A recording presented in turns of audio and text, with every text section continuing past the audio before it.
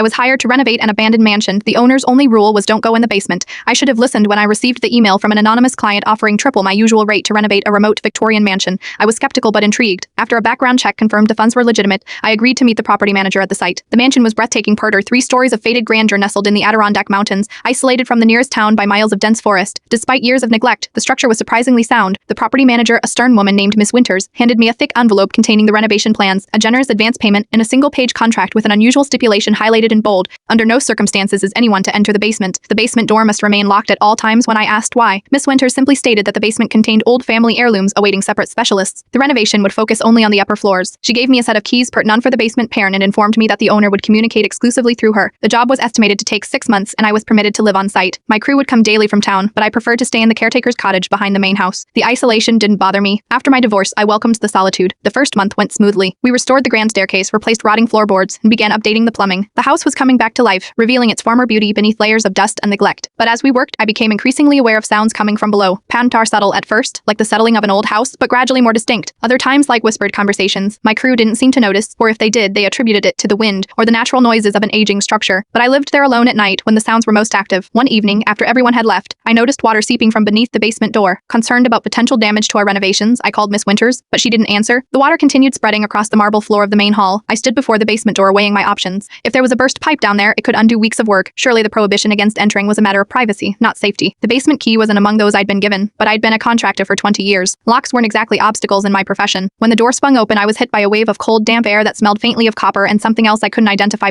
Something organic and unpleasant. Water was indeed pooling at the bottom, reflecting the beam of my flashlight. I made my way down carefully, each step sending echoes through the darkness. At the bottom, I swept my light across what appeared to be a normal, if unusually large basement. Old furniture draped in sheets, stacked trunks, a few antique mirrors leaning against the walls. The water seemed to be coming from behind a massive bookshelf. As I approached, I noticed the bookshelf was actually concealing a passageway. It had been pulled slightly away from the wall. Beyond it lay another room, larger than should have been possible given the dimensions of the house above. My flashlight beam revealed stone walls lined with strange symbols, and in the center a large circular depression in the floor like a pool filled with dark water.